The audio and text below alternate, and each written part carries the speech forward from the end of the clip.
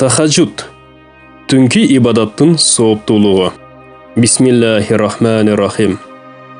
Бул тууралуу түшүрүлгөн аяттар. Чындыгында сен түндүн 3/2 бөлүгүнүн азырагында, же жарымында, же 3/1 бөлүгүндө туруп, намаз окуп өткөрөрүңдү сенин эгең билип турат. Сени менен чогуу жүргөндөр да билет. Алла түндү да, күндү да тактап, өлчөп койгон. Алла силер муну эске албашыңарды да билет. Жана ошол үчүн силерди кечирет. Курандан кайсыны окуу силерге жеңил болсо, ошону окугула. Ал силердин араңарда оорулуулар болорун. Бирөөлөрү Алланын ырайымын издеп жерлерди кыдырарын. Ошондой эле дагы бири Алла жолунда күрөшөрүн билет. Ошондуктан Курандан кайсыл жеңил болсо, ошону окугула. Намаздарды өз убактыларында окугула. Зекетти бергиле. Алла үчүн чын жүрөктөн көркөмдүү карыз бергиле. Эмне берген болсоңор, андан да жакшырагын жана чоңураак сыйлыкты Алланын алдында табасыңар.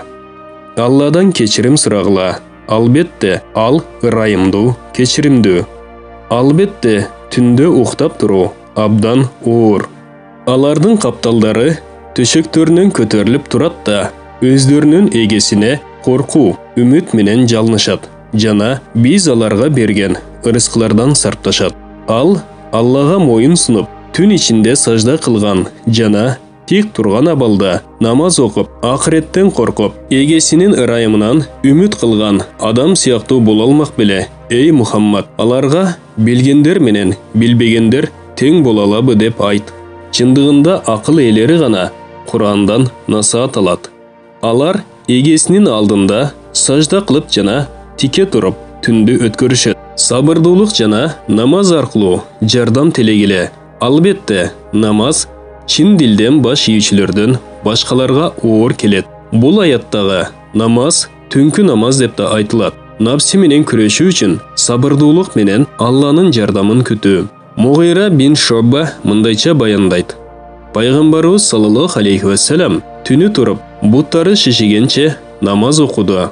Азирети Айша радиаллаху анха: "О Алла элчиси, Алла сенин мурдагы, келечектеги күнөөлөрүңдү кечирбеди беле? Эмнеге өзүңдү кыйнайсың?" деп сураганда, пайгамбарыбыз саллаллаху алейхи ва саллям Аллага шүгүрчүлүк келтирген кул болбоймбу деди. Албетте, шүгүрчүлүк берекеге себеп болот. Алла Таала эгер шүгүр кылсаңар дагы көбөйтөм деген. Дагы бир хадисте мындай деп айтылат: парыздардан кийин эң жакшы намаз түнкү намаз. Адамдар уктагандан кийин Ибн Масуд намазга турар эле, жана анын үнү таң аткыча арынын үнүндөй болуп угулуп турчу. Абдулазиз бин Аби Рават кечинде келип, төшөгүн сылап, анан мамыктай жумшак төшөксүң, бирок бейиштин төшөктөрү сенден да жумшак деп, намазга кайтчу жана таң атканча уктабай ибадат кылчу.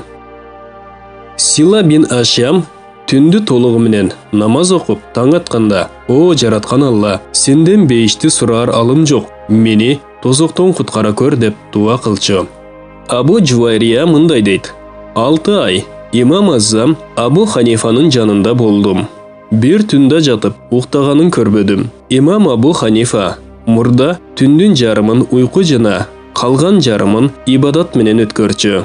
Бир күнү топ адамдардын жанынан өтүп баратса, алар Имам Аззамды көрсөтүшүп, бул киши таң атканча уктабайт дешти. Ал өзүнө өзү: "Мен кылбаган ишимди кылгандай көрүнгөндөн уялам" деп, ошондон кийин түнкү уйкуну толугу менен токтотту. Жада калса, түнү жатаар төшөгү да болбогондугу айтылат. Малик бин Динардын баяны: "Бир күнү кечинде уктап калып, дуамды окуй албай калдым. Түшүмдө сулуу бир күн келип, мага кайрылды. Окуганды билесиңби? Ооба, мына бул жазууну окучу" деп колума кагаз карматты.